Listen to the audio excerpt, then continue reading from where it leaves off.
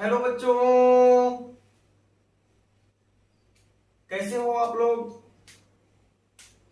चलो, तो अभी तक हम लोग अपने YouTube चैनल पे सॉल्यूशन चैप्टर कंप्लीट कर लिए हैं विलियन। और कल मैंने आपको क्वेश्चन भी अपलोड किया था इसका, तो धीरे धीरे करके उसके जितने भी क्वेश्चन होंगे इंपॉर्टेंट क्वेश्चन उसको अपलोड कर देंगे हम।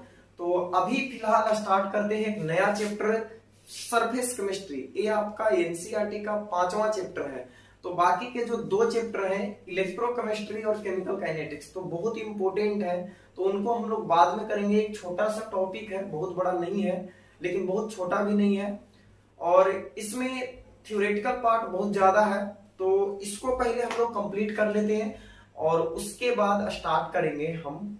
जैसा आप कहोगे कि ऑर्गेनिक, इनऑर्गेनिक या फिजिकल का ही नेक्स्ट लेक्चर बोलोगे, नेक्स्ट चैप्टर, तो उसको स्टार्ट कर देंगे। तो अभी हम लोग स्टार्ट करते हैं सरफेस केमिस्ट्री, पृष्ठ रसायन। तो बहुत ही इंटरेस्टिंग चैप्टर है, आपको बहुत मजा आएगा इसको पढ़ने में और बहुत सारी नई नई जानकारी मिलेगी। तो चलिए स्टार्ट करते हैं हम लोग। तो ये हमारा 12th क्लास का बच्चों फिजिकल केमिस्ट्री का 5वां चैप्टर है, पृष्ठ रसायन, सरफेस केमिस्ट्री। तो चलो शुरू करते हैं हम लोग भगवान का नाम लेकर।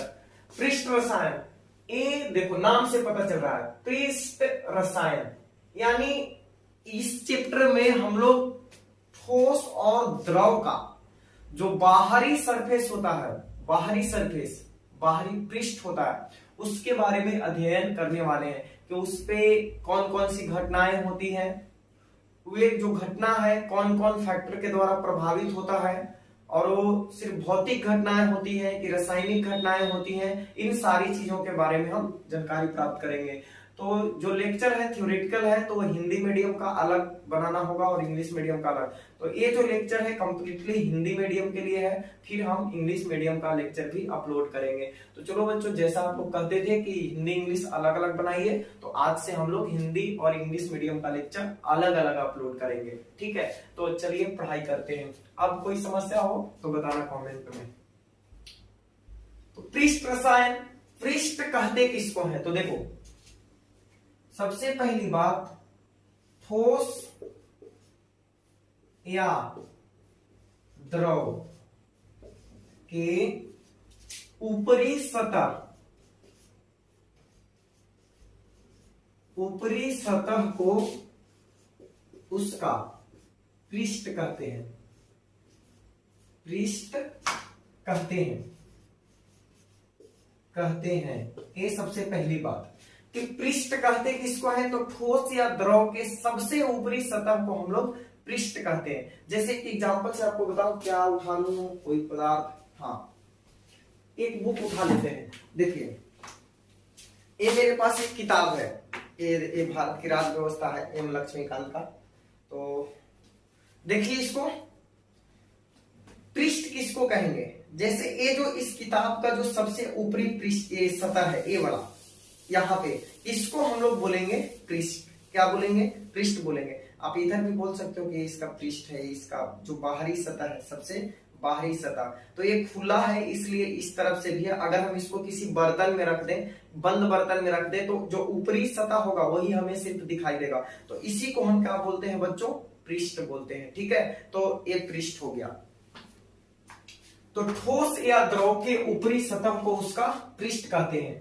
अब देखो पृष्ठ पे ये सोचने वाली बात है कि ये जो पृष्ठ है इसमें कौन सी ऐसी बात है, जो कौन सी एक्स्ट्रा बात है, जो विशेष बात है, जो हम नहीं जानते हैं और जिसके बारे में पूरा एक चैप्टर हम लोग को पढ़ना है। तो बहुत सारी जानकारियां आपको मिलेंगी यहाँ पे, ध्यान से लेक्चर को समझो। देखो हम एक एग्जांपल से पहले आपको समझाने का प्रयास करते हैं। एक बर्तन में बच्चों, ध्यान से देखना आप,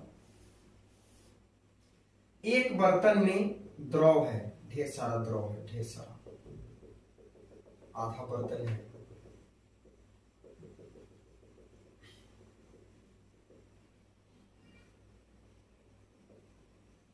ठीक है, एक और बर्तन है।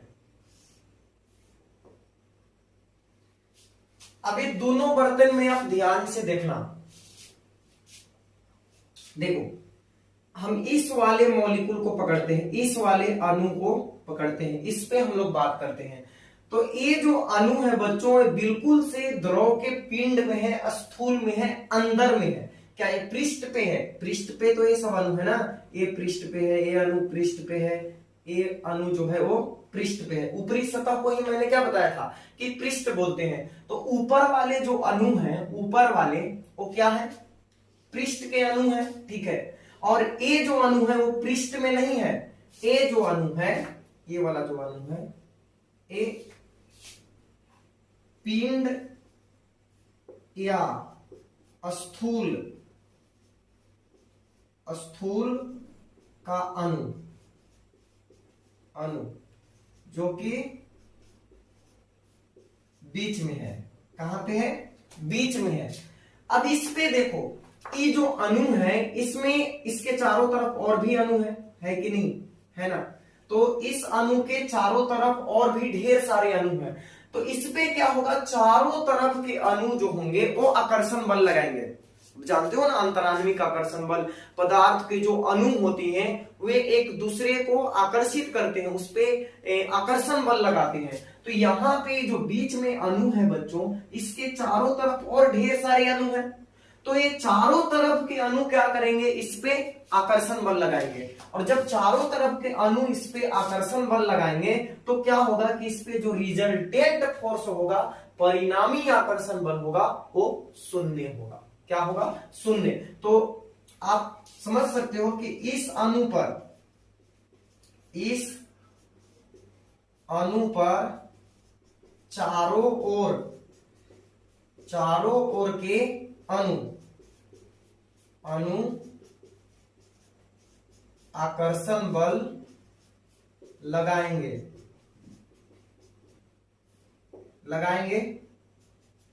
इससे इस अणु पर परिणामी बल शून्य होगा। क्या हो जाएगा? शून्य होगा। इस अणु पर चारों, चूंकि ये बीच में है, ये द्रव के बीच में है, तो बीच में होने के कारण इस पे चारों तरफ के अणु आकर्षण बल लगाएंगे और जिसके कारण इस पे परिणामी बल क्या होगा? शून्य होगा। अब जैसे देखो हम यहाँ पे खड़ा है, ठीक है, खड़ा है। अब क्या करते हैं? खड़ा है क्या? देखो तुम लोग को मारने के लिए एक डंडा रखे हैं यहाँ पे। हमने एक डंडा ले लेते हैं। देखो एक अच्छा सा डंडा है जो तुम लोग को मारने के लिए रखे हैं। ऑनलाइन पढ़ाई का यही तो फायदा है, टीचर मार नहीं पाता है बच्चों को, तो आप लोग को फायदा होता है इससे। हम लोग को तो नुकसान ही होता है, खाते पीते हैं तो पछता नहीं हमारे बिना। तो चलो इसको देखो, अब इस डंडे को हम हाथ पे बैलेंस किए हुए हैं। रुक भैया, मेरे दादाजी का डंडा है। तो अभी ये बैलेंस किए हुए हैं। अब इस पे क्या करते हैं? हम इधर 5 न्यूटन का फोर्स लगाते हैं तो डंडा इधर जाएगा कि नहीं? जा रहा है। अच्छा, अब इधर से 5 न्यूटन का फोर्स लगाओ तो डंडा किधर जाएगा? इधर जाएगा, ठीक है। अब क्या करते हैं? अरे माप तोल के 5 न्यूटन का नहीं लगा रहे हैं, तो समझाने के लिए बता रहे हैं कि 5 न्यूटन लगाया जा रहा है। हम तो थोड़ी नहीं रहे, मेरा हाथ में फोर्स मापने वाला नहीं लगा है।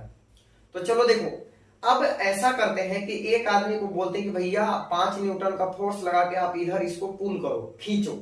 और एक इधर भाई साहब को बोलते हैं कि भाई आप भी 5 न्यूटन का फोर्स लगाओ और इधर पुल करो। अब बताओ इस डंडे पे रिजल्टेंट फोर्स की डंडा किधर जाएगा?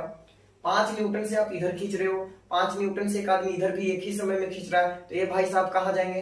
ये तो कहीं नहीं जाएंगे, ये तो बका के वहीं पे बैठा रहेंगे आराम से। ससुरा इधर उधर कर रहा है, हमको कहीं जाने नहीं दे रहा। तो इस पे जो परिणामी बल होगा, दोनों तरफ से बल लगाओगे तो परिणामी बल क्या होगा? शून्य होगा। तो यहाँ पे क्या हो रहा है कि ऊपर के अणु इसको ऊपर आकर्षित कर रहे हैं, नीचे के अणु नीचे आकर्षित कर रहे हैं, बगल वाला उधर खींच रहा है, इस साइड वाला इधर खींच रहा है। तो क्या होगा कि रिजल्टेंट फोर्स 0 होगा। तो इस अणु पे परिणामी बल शून्य होगा। तो ये बीच का अणु है जिसको पिंड या स्थूल का अणु कहेंगे, और इस अणु पर चारों ओर के अणु आकर्षण बल लगाएंगे, इससे इस अणु पर परिणामी बल क्या होगा? शून्य होगा। अब क्या करते हैं बच्चों कि एक जो है हम पृष्ठ वाला अणु ले लेते हैं, ठीक है। तो पृष्ठ वाले अणु पर क्या होगा कि इधर से फोर्स लगेगा, इधर वाले अणु फोर्स लगाएंगे, इधर वाले अणु फोर्स लगाएंगे। ये जो अणु है वो पृष्ठ का अणु है, पृष्ठ का अणु, पृष्ठ का अणु। अच्छा, अब क्या होगा कि इस पर तीन ओर के अणु तो बल लगाएंगे, आकर्षण बल लगाएंगे। इधर का अणु आकर्षण बल लगाएगा, उधर का अणु आकर्षण बल लगाएगा, नीचे का अणु आकर्षण बल लगाएगा, लेकिन ऊपर में, इसके ऊपर में कोई अणु है नहीं है। पृष्ठ का जो अणु होता है उसके ऊपर में और कोई अणु नहीं होता है। तो इस अणु पर ऊपर से कोई आकर्षण बल नहीं लगता है, नहीं लगता है। इस पर ऊपर से कोई आकर्षण बल नहीं लगता है, ठीक है। तो यहां पे जो बल है, यहां पे परिणामी बल शून्य नहीं होगा, यहां पे परिणामी बल शून्य नहीं होगा।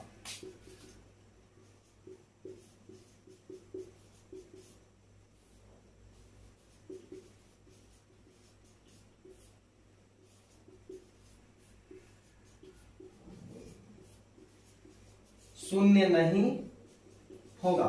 यहां पे इस वाले अणु पे परिणामी आकर्षण बल शून्य नहीं होगा। तो अब बात को समझना, यही वजह है, यही वजह है यहां पे रिजल्टेंट फोर्स जीरो नहीं हुआ। यही वजह है कि पृष्ठ पे बहुत सारी घटनाएं होती है और इसे हम पृष्ठ रसायन के अंतर्गत पढ़ते हैं। तो बच्चों ध्यान से समझना, ई क्या है, यहां पे इस अणु पे जो बल लग रहा है वो एक तरह से संतुलित बल है। क्या है? संतुलित बल है, बैलेंस्ड फोर्स है। चारों तरफ से फोर्स क्या हो गया? बैलेंस्ड है। लेकिन इस पे जो पृष्ठ के अणु पर जो आकर्षण बल लग रहा है अणुओं के द्वारा, वो संतुलित नहीं है बच्चों। इधर से आकर्षण बल लग रहा है, उधर से लग रहा है, चलो ये तो संतुलित हो गया।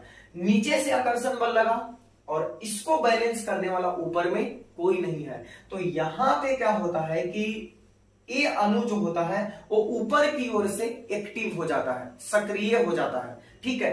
ये अणु ऊपर की ओर से सक्रिय हो जाता है और कोई ठोस या गैस या द्रव के अणु जब इस पे आते हैं तो क्या होते हैं? चिपक जाते हैं। कोई ठोस या गैस का अणु, चूंकि ऊपर से इस पे कोई नहीं है तो ऊपर से अणु जो है सक्रिय है, एक्टिव है। यहां पे एक सक्रिय केंद्र बन गया, एक्टिव साइट बन गया, ठीक है। ऊपर की ओर क्या बन गया? सक्रिय केंद्र बन गया।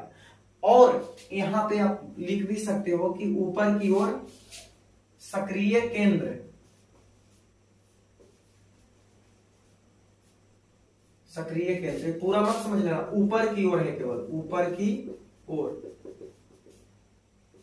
ऊपर की ओर एक सक्रिय केंद्र बन जाता है क्योंकि ऊपर में कोई भी अणु इस पे आकर्षण बल लगाने वाला नहीं है। तो कोई ठोस या गैस का अणु, सुनना ध्यान से, कोई ठोस या गैस का अणु जब यहां पे इससे आके टकराता है या इसके संपर्क में आता है तो इस पे जुड़ जाता है, ऊपर से इस पे जुड़ जाता है। और इस पे जुड़ने की जो घटना होती है उसको हम बोलते हैं अधिशोषण। क्या बोलते हैं? अधिशोषण। और इस चैप्टर में हम लोग को अधिशोषण के बारे में ही जानकारी प्राप्त करना है, ठीक है।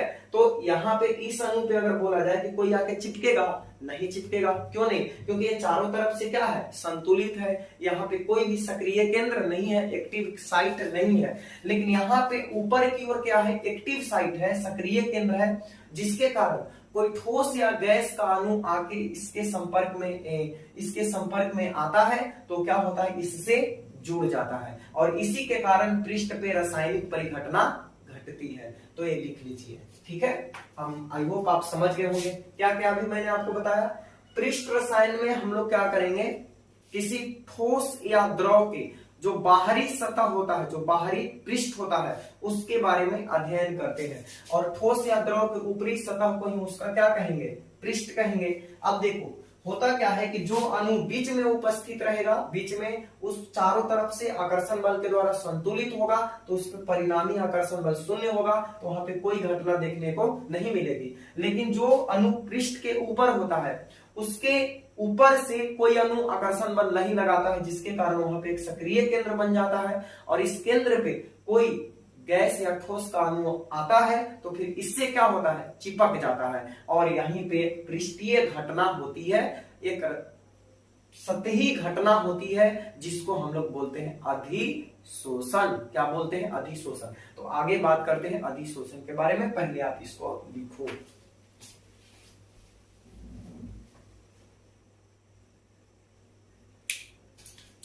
तो अभी तक निष्कर्ष क्या निकला कि द्रव के पृष्ठ पर उपस्थित कणों का व्यवहार द्रव के अंदर उपस्थित कणों से भिन्न होता है। ठीक है, द्रव के पृष्ठ पे जो कण उपस्थित रहेंगे उनका गुण, और द्रव के अंदर जो कण उपस्थित रहेंगे उनका गुण, ये दोनों का गुण में अंतर आएगा। क्यों? क्योंकि देखो, द्रव के पृष्ठ पर उपस्थित कण सिर्फ नीचे की ओर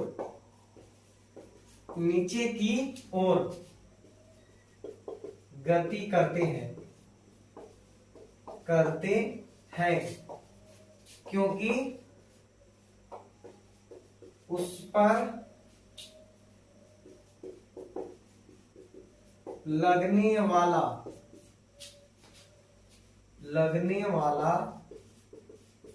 आकर्षण बल में असंतुलन होता है। ठीक है, जैसे बीच में है तो ऊपर से भी, नीचे से भी, इधर से भी और इधर से भी, ये बीच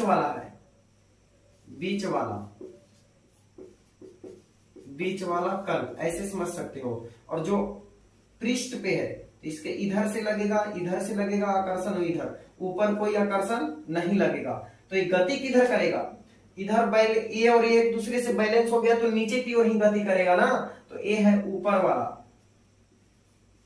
पृष्ठ पर का कण, तो पृष्ठ वाला सिर्फ किधर गति करेगा, नीचे की ओर गति करेगा, क्योंकि इस पे जो लगने वाला बल होता है वो संतुलित नहीं होता है बल्कि असंतुलित होता है। तो एक एक पॉइंट को समझाते चल रहे हैं, देखना बिल्कुल समझ में आएगा, हमें उम्मीद है।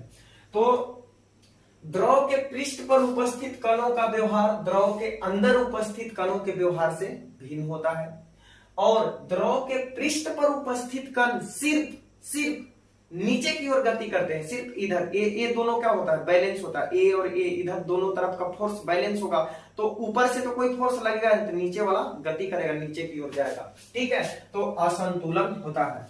अब चलो हम बात करते हैं पृष्ठ रसायन का। पृष्ठ रसायन ये इतना भूमिका था कि हम लोग किसके बारे में पढ़ते हैं और क्यों ये घटना होता है यहाँ पे, जो हमें पढ़ना पड़ता है। तो ये तो क्लियर हो गया कि पृष्ठ पे जो उपस्थित है उनका गुण अलग होगा, तो हमको अलग से पढ़ना पड़ेगा। ठीक है, तो जहां पे पढ़ेंगे उसको हम लोग बोलते हैं पृष्ठ रसायन, सरफेस केमिस्ट्री लिख सकते हो आप इसमें। रसायन विज्ञान की वह शाखा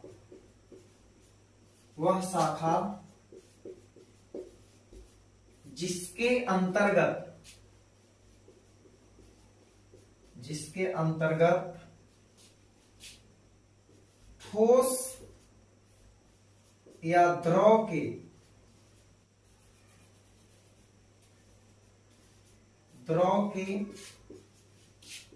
पृष्ठ पर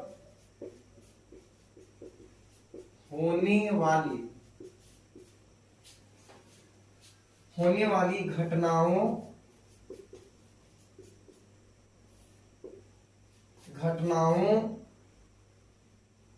इसे आप अभिक्रिया भी लिख सकते हो, अभिक्रियाओं एवं गुणों का अध्ययन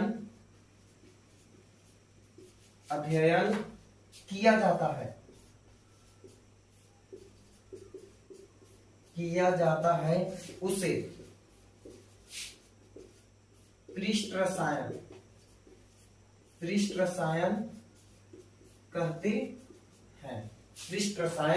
कहते हैं।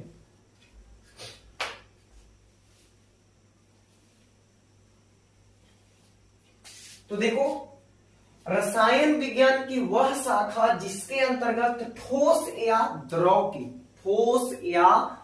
की ऊपरी सतह, बाहरी सतह पर होने वाली घटनाओं, अब वो घटना रासायनिक अभिक्रिया हो सकता है या कोई भौतिक घटना भी हो सकता है, तो उन पर पृष्ठ पे होने वाली घटनाओं एवं गुणों का अध्ययन किया जाता है, उसे हम लोग बोलते हैं पृष्ठ रसायन। क्या बोलते हैं बच्चों? पृष्ठ रसायन, सरफेस केमिस्ट्री बोलते हैं। ठीक है, तो लिख लीजिए इसको। अब हम चलते हैं चैप्टर के अंदर, जहां पे हम लोग को जो मुख्य चीज पढ़ना है उस पे आते हैं। तो लिखिए पहले इसको।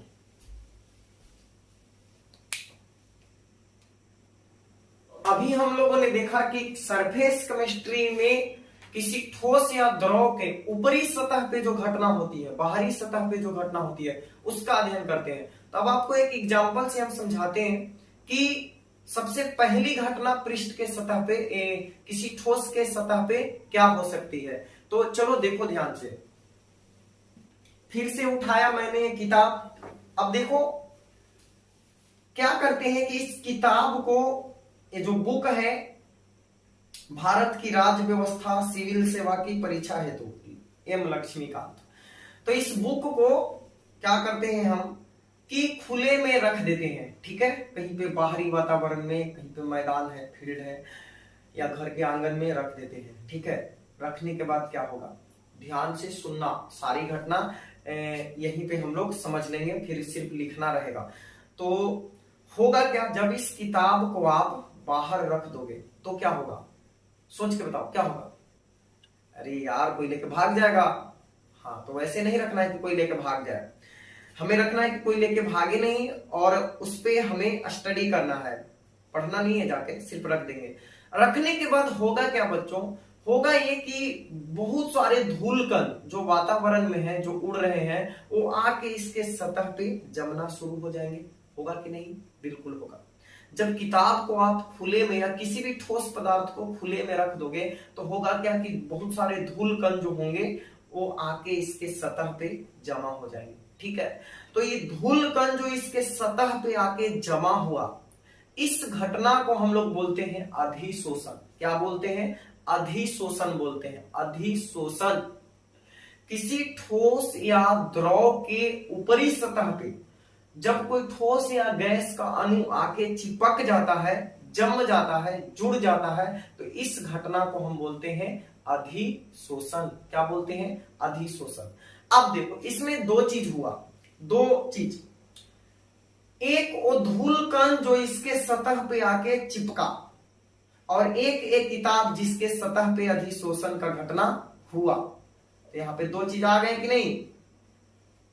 तो जिसके सतह पे अधिशोषण का घटना हुआ बच्चों, उसको हम लोग बोलते हैं अधिशोषक। क्या बोलते हैं? अधिशोषक। थोड़ा थोड़ा सा का चेंज आएगा, ठीक है ना। हम नहीं नामों वाली कैसे हम लोग नाम रख देते हैं घर में, एगो के महेंद्र रख दिए तो सबको, कोई के सहेंद्र, कोई के जितेंद्र, कोई के मितेंद्र, कोई के हितेंद्र, सबके थोड़ा सा चेंज करके रख देते हैं कि नहीं? हाँ, कौन सा थोड़ा ढेर सारा नाम नया नया क्वालिटी का चुनने जाए, थोड़ा सा चेंज करके, और काम ही तो चलाना है नाम से। उसी प्रकार यहाँ पे आप देखोगे कि थोड़ा सा चेंज होगा तो कंफ्यूजन हो सकता है, इसलिए ध्यान से जो हम बोल रहे हैं सुनना। कोई पदार्थ ठोस के सतह पे आके जमा, इस घटना को बोले अधिशोषण। न लास्ट में न तथा न। और जिसके सतह पे, इस किताब के सतह पे आके धूलकण जमा, तो जिसके सतह पे अधिशोषण का घटना हुआ उसको बोलेंगे अधिशोषक का। और जो पदार्थ आके इसके सतह पे, जो ठोस या गैस आके इसके सतह पे जमेगा, अधिशोषित होगा, उसे हम बोलेंगे अधिशोष्य। क्या बोलेंगे? अधिशोष्य बोलेंगे या अधिशोषित प्रावस्था बोलेंगे। एनसीईआरटी में इसको अधिशोषित प्रावस्था लिखता है, अन्य बुक इसको अधिशोष्य लिखते हैं। तो तीन चीज मैंने आपको बताया, अधिशोषण, अधिशोषक और अधिशोष्य। उसके बाद अब आगे बढ़ते हैं। पहले इन तीनों को हम लिख लेते हैं। तो देखो, पहला जो घटना था बच्चों वो था अधिशोषण। अधिशोषण तो किसी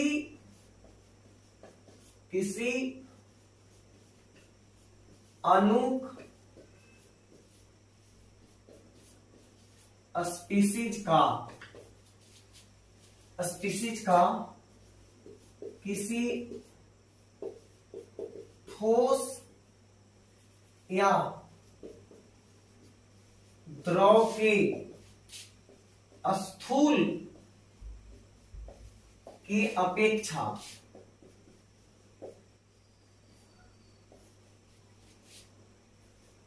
पृष्ठ पर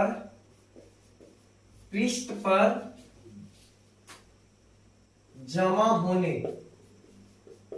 होने की घटना को अधिशोषण कहते हैं। अधिशोषण कहते हैं। ठीक है। किसी अणु का स्पीशीज का किसी ठोस या द्रव के स्थूल की अपेक्षा, स्थूल का मतलब होता है उसका आंतरिक भाग, ठोस का आंतरिक भाग, अंदर का पार्ट, तो उसके अंदर के पार्ट में वो नहीं जा रहा है, सिर्फ उसके ठोस या द्रव के पृष्ठ पे, बाहरी सतह पे जाके जमा हो रहा है कोई अणु, तो इस घटना को हम लोग बोलेंगे अधिशोषण। क्या बोलेंगे? अधिशोषण बोलेंगे। ठीक है। तो एक बात नंबर 1। बात नंबर 2, मैंने आपको बताया अधिशोषक। अधिशोषक इसको हम लोग बोलते हैं एडजोर्बेंट। एडजोर्बेंट तो आप लिख सकते हो जिस ठोस या द्रव की सतह पर अधिशोषण की घटना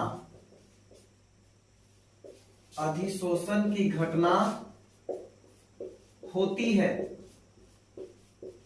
उसे अधिशोषक कहते हैं। अधिशोषक कहते हैं। तो जिस ठोस या द्रव के बाहरी सतह पे अधिशोषण का घटना हुआ, यानी कोई अणु जाकर उस पे जुड़ा, तो उसको ही हम लोग बोलते हैं अधिशोषक। और नेक्स्ट आपको बताया था अधिशोष्य। अधिशोष्य या इसको एनसीईआरटी लिखता है अधिशोषित। अधिशोषित प्रावस्था, एडजोर्बेट या एडजोर्ब्ड फेज। एडजोर्ब्ड फेज आप इसे बोल सकते हो। अधिशोष्य या अधिशोषित प्रावस्था, एडजोर्बेट या एडजोर्ब्ड फेज। तो ये क्या होता है? किसी ठोस या द्रव के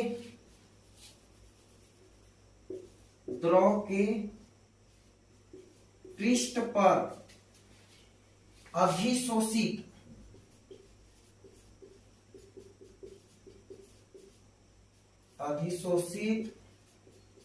होने वाले अणु को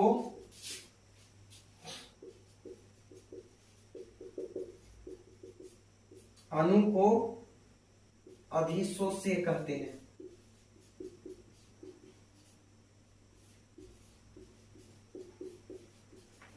अधिशोष्य कहते हैं। तो देखो, अधिशोषण किसी अणुक स्पीसीज का, किसी आणविक स्पीसीज का किसी ठोस या द्रव के स्थूल के अपेक्षा यानी उसके आंतरिक भाग के अपेक्षा उसके पृष्ठ पर जमा होने की यानी चिपक जाने की घटना को अधिशोषण कहते हैं। ठीक है, अब इसमें दो चीज और है, एक अधिशोषक और एक अधिशोष्य।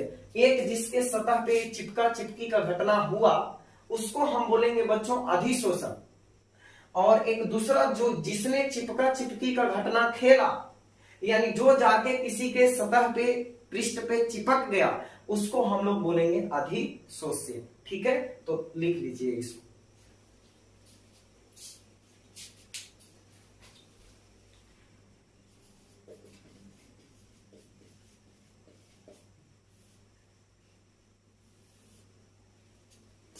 अब चलो हम लोग बात करते हैं कि दैनिक जीवन में हम लोग को अधिशोषण की घटना कहां कहां पे देखने को मिलती है। तो अधिशोषण का उदाहरण एग्जाम्पल, जैसे कुछ एग्जाम्पल है आपको मैं बताऊं। पहला एग्जाम्पल कि एक बंद बर्तन है, ठीक है, बंद बर्तन है और इसमें गैस भरा हुआ है बच्चों, गैस भरा हुआ है। बात को समझना, इस बर्तन में गैस भरा हुआ है, ठीक है, गैस भरा हुआ है और इसमें क्या करते हैं, गैस है तो गैस का कुछ दाब होगा। एक गैस है और इसका दाब जो है वो अभी क्या है, P है। अब हम क्या करते हैं कि इसमें कुछ हम ठोस पदार्थ का चूर्ण डालते हैं। ठोस का चूर्ण, किसी भी ठोस पदार्थ का आप चूर्ण डालते हो, ठीक है। तो जब इसमें आप ठोस पदार्थ का चूर्ण डालते हो तो होता क्या है कि जब डालने के बाद गैस दाब P है, ये है चूर्ण डालने के पहले, चूर्ण डालने के पहले जो दाब था वो है P। जब ठोस चूर्ण डाल रहे हैं उससे पहले का दाब कितना है, P। लेकिन जब चूर्ण डालने के बाद, चूर्ण डालने के बाद दाब जब आप मापोगे P से कम आएगा। जब इसमें केवल गैस था बच्चों, समझना बात को, बर्तन में सिर्फ गैस था, तो उस समय जब हमने इसका प्रेशर मापा तो कितना आया, P आया। लेकिन जब चूर्ण, किसी ठोस पदार्थ के चूर्ण को इसमें डाला गया, मान लो चारकोल के चूर्ण को इसमें हम डाल देते हैं, ठीक है, तो चूर्ण डालने के बाद जब यही प्रेशर को फिर से गैस के प्रेशर को मापा गया तो दाब पहले से यानी पहले जो P था P से कम आया। क्या आया, P से कम आया। तो होता क्या है बच्चों, इससे अर्थ ये निकला कि गैस की जो मात्रा थी, बर्तन में गैस की मात्रा वो तो कहीं गई नहीं है, बर्तन में ही है, लेकिन ये जो ठोस था ना, वो ठोस का जो चूर्ण था उसके सतह पे गैस के कुछ अणु क्या हो गए, अधिशोषित हो गए, और इसी के कारण बर्तन में गैस का दाब क्या हो गया, कम हो गया। क्यों कम हो गया, क्योंकि गैस के कुछ अणु ठोस चूर्ण के पृष्ठ पर अधिशोषित हो जाते हैं। तो ये पहला एग्जाम्पल था अधिशोषण का, कि जब हम बर्तन में गैस डालते हैं तो गैस का कुछ प्रेशर पाया जाता है, मापते हैं तो P, लेकिन जब उस गैस में कुछ ठोस पदार्थ का चूर्ण डाला जाता है तो बाद में गैस का प्रेशर मापने पे प्रेशर कम पाया जाता है।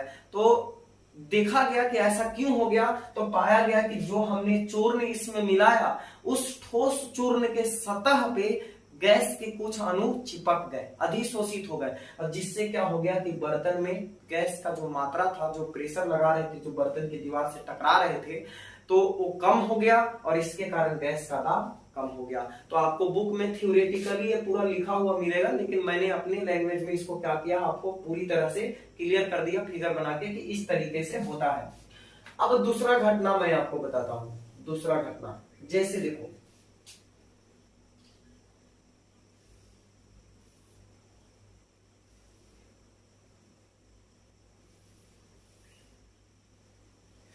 इस बर्तन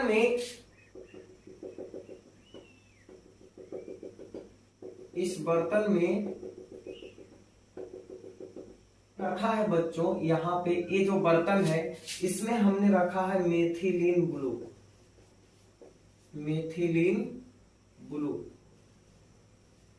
ठीक है, मिथाइलिन ब्लू इसको बोलते हैं, मिथाइलिन ब्लू। एक रंगीन पदार्थ होता है, ठीक है, रंगीन पदार्थ होता है मेथिलीन ब्लू। अब इसमें हम क्या करते हैं कि इसमें कुछ चारकोल का चूर्ण डाल देते हैं। क्या डालते हैं? चारकोल का चूर्ण। चारकोल का चूर्ण मिला देते हैं। जो बर्तन में मिथाइलिन ब्लू था उसमें हम क्या मिला दिए? चारकोल का चूर्ण। तो होता क्या है बच्चों कि चूर्ण मिलाने के बाद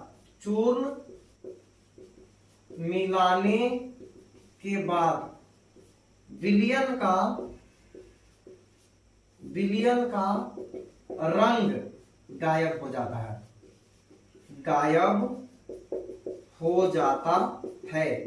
अब ये क्या घटना हो गया भाई?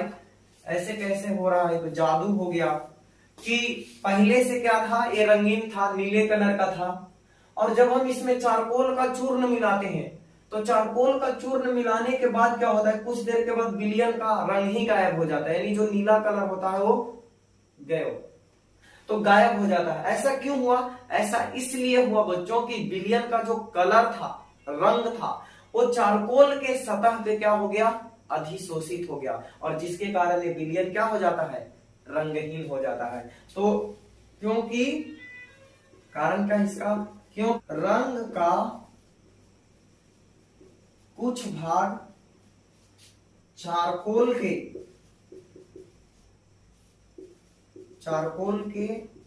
सतह पर अधिशोषित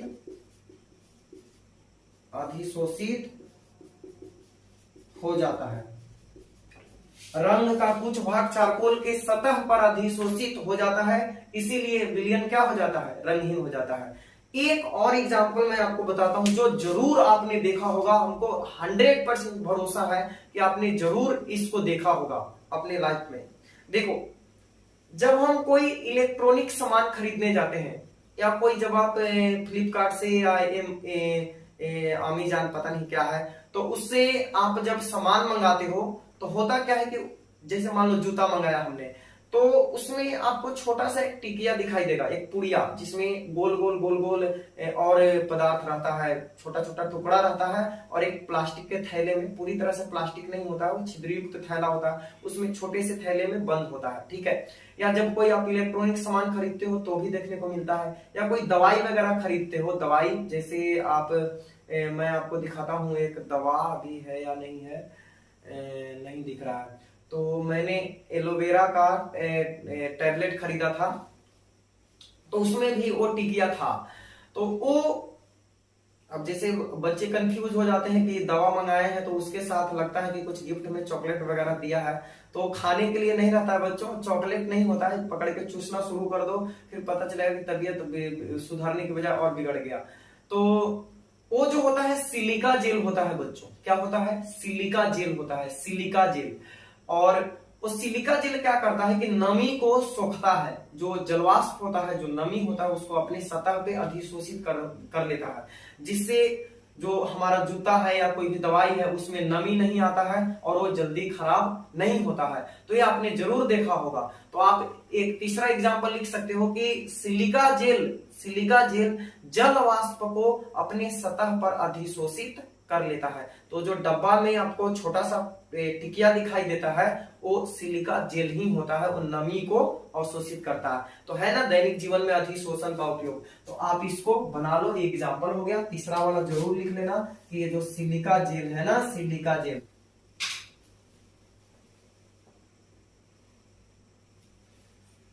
तीन और घटना के बारे में मैं आपको बताता हूं। तीन और घटना के बारे में हम लोग पढ़ते हैं। देखिए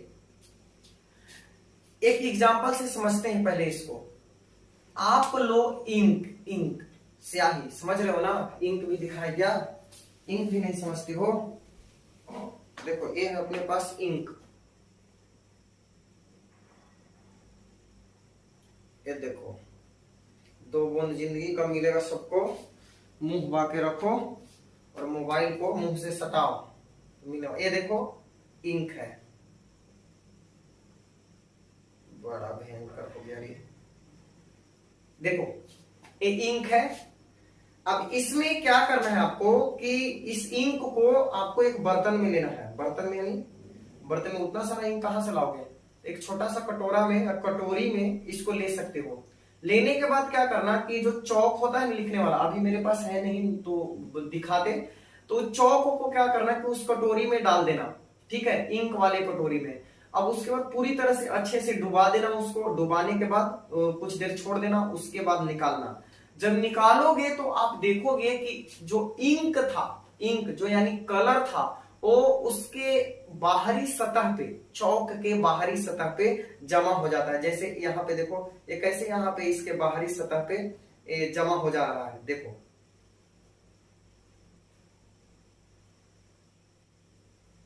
ये देखो, क्या ये अंदर प्रवेश कर गया? क्या ये पेन के अंदर प्रवेश कर गया? नहीं ना, ये सिर्फ इसके बाहरी सतह पे है, ऊपरी सतह पे। तो इस घटना को तो हम लोग क्या बोल देंगे, अधिशोषण बोल देंगे, ठीक है, अधिशोषण। लेकिन जब आप चौक में देखोगे तो चौक में क्या होगा कि इसका जो कलर है वो तो उसके ऊपरी सतह पे चिपक जाएगा, लेकिन जो इसका द्रव था, जल पानी, वो चौक के अंदर प्रवेश कर जाएगा। जब आप चौक को तोड़ोगे तो अंदर वो ब्लैक नहीं रहेगा लेकिन गीला रहेगा, भींगा हुआ रहेगा। तो इसमें हुआ क्या बच्चों कि अधिशोषण और एक और घटना साथ में हुआ। एक तो अधिशोषण हुआ कि जो इंक था उसके बाहरी सतह पे चिपक गया, और एक और घटना हुआ जिसमें द्रव जो चौक के न सिर्फ बाहरी सतह पे रहा बल्कि उसके अंदर स्थूल में प्रवेश कर गया, उसके पिंड में प्रवेश कर गया। तो इस घटना को हम लोग बोलते हैं अवशोषण। क्या बोलते हैं? अवशोषण। जब कोई ठोस, जब कोई द्रव या गैस, जब कोई द्रव या गैस का अणु किसी ठोस के सतह के अतिरिक्त उसके बल्क में भी, उसके स्थूल में भी प्रवेश कर जाता है, तो इस घटना को हम लोग बोलते हैं बच्चों अवशोषण। क्या बोलते हैं? अवशोषण। तो चलो आप लोग लिख लो, एक और घटना आया यहाँ पे, अवशोषण। इसको अंग्रेजी में हम लोग बोलते हैं एब्जॉर्प्शन। एब्जॉर्प्शन, अंतर है दोनों में। अधिशोषण का एडजॉर्प्शन था, यानी इसका पेट इधर फूला है, इसका इधर फूला था एडजॉर्प्शन में। अब है एब्जॉर्प्शन। तो देखो ये, इसको क्या लिखेंगे हम लोग? वैसी घटना जिसमें कोई द्रव या गैस का अणु ठोस के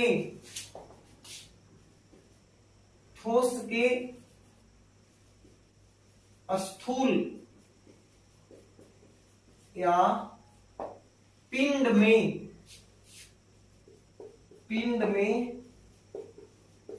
प्रवेश कर जाता है, उसे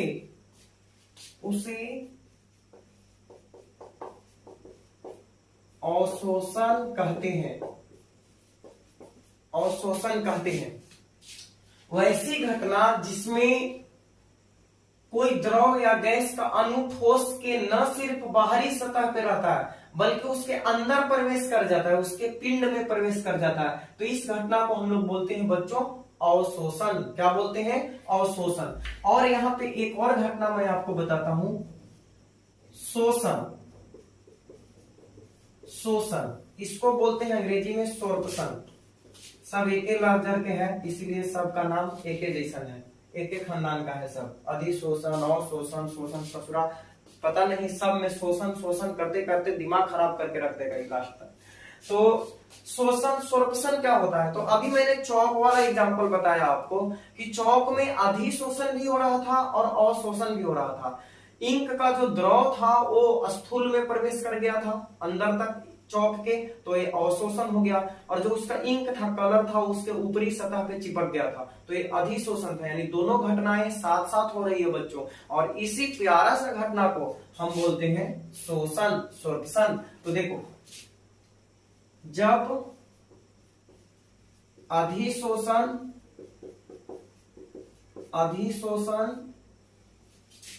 एवं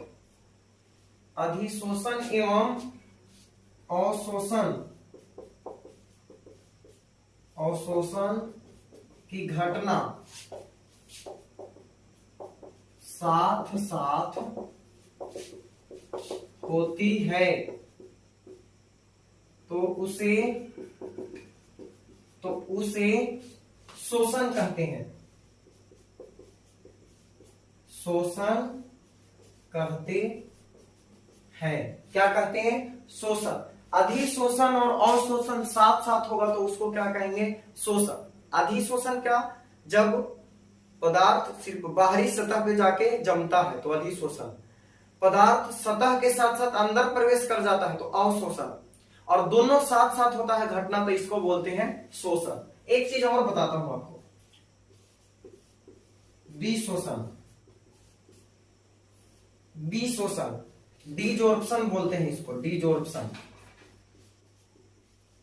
डिजोर्प्शन, विशोषण। अब इसमें क्या होता है कि जैसे देखो यहां पे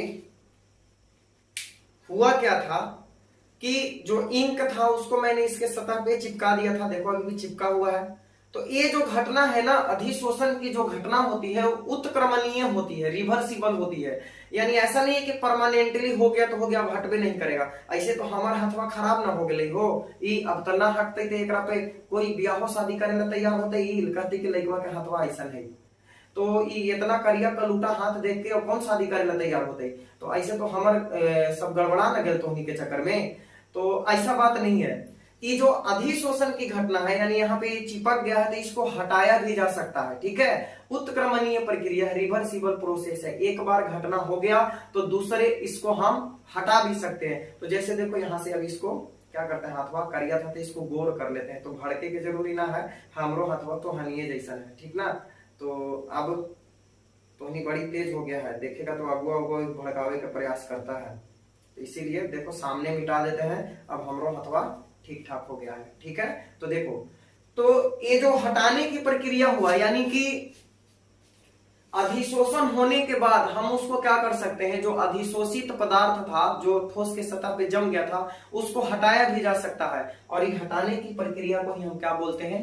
विशोषण बोलते हैं बच्चों, डिजोर्प्शन बोलते हैं, ठीक है। क्या लिखेंगे?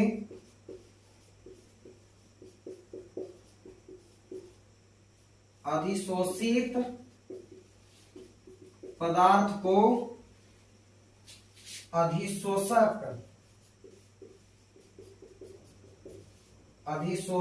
के सतह से हटाए जाने की प्रक्रिया को विशोषण। ये विशेषण मत समझ लेना, संज्ञा सर्वनाम विशेषण, तो उन्हीं के दिमागों को ज्यादा काम करता है ऐसा वर्ड में। तो अधिशोषित पदार्थ को अधिशोषक के सतह से हटाए जाने की प्रक्रिया को विशोषण कहते हैं। विशोषण कहते हैं। बोले का सारी केमिस्ट्री पढ़ाते पढ़ाते संज्ञा सर्वनाम पढ़ावे लगे, आपका भी दिमाग लगता है कि लॉकडाउन में एने ओने तरी भड़क ही गया है। तो ऐसा कोई बात नहीं है, विशेषण नहीं है, विशोषण है, ठीक है। तो ज्यादा दिमाग ना लगाइयो। तो चलो, अवशोषण वैसी घटना जिसमें कोई द्रव खाली ठोस के सतह पे ना रहता है बल्कि अंदर घुस जाता है, तो इसको हम बोलते हैं अवशोषण। शोषण, जब अधिशोषण एवं अवशोषण की घटना साथे साथे होगा तो उसको बोलेंगे शोषण। और विशोषण तो अधिशोषण हो गया और अधिशोषित पदार्थ यानी जो जमा है उसको हटाने की प्रक्रिया को हम बोलते हैं विशोषण। तो ये कुछ टर्म था बच्चों सरफेस केमिस्ट्री से रिलेटेड, यानी जो जिसके बारे में हम लोग आगे जब इस चैप्टर को आगे बढ़ाएंगे तो ये सारा टर्म जो है बार बार आपको देखने को मिलेगा, इसलिए इसको मैंने डिफाइन कर दिया अच्छे से। तो एक बार इसको पढ़ लेना, इसमें ज्यादा रट्टा मारने की जरूरत नहीं है, पढ़ते जाओगे याद होते जाएगा, ठीक है। तो इस लेक्चर में इतना ही, और थोड़ा सा आप भी वीडियो को लाइक कर दिया करो, कमेंट किया करो और वीडियो को शेयर भी किया करो, क्योंकि आप देखते हो हम इधर उधर ज्यादा शेयर करते नहीं है वीडियो को, बस यूट्यूब पे अपलोड कर दिए। तो ये आपका जिम्मेवारी बनता है कि आप इधर उधर थोड़ा शेयर कर दिया करो व्हाट्सएप पे या फेसबुक वगैरह पे, तो ताकि ज्यादा से ज्यादा स्टूडेंट इसको देख सके, ठीक है। और चैनल को नए हो तो जरूर सब्सक्राइब करना, इस चैनल पे आपको बहुत सारा जो है यूजफुल कंटेंट देखने को मिलेगा। हम लोग जेई मेंस और एडवांस लेवल तक का पढ़ाई करेंगे और उसका सारा क्वेश्चन भी मैं आपको सोल्व कराऊंगा, ठीक है। तो मिलते हैं बच्चों नेक्स्ट वीडियो में। अब अगला वीडियो जो होगा वो इंग्लिश मीडियम का होगा और आपका लेक्चर भी कंटिन्यू चलेगा, ठीक है। तो पढ़िए इसको, फिर मिलते हैं अगले लेक्चर में। Thanks for watching.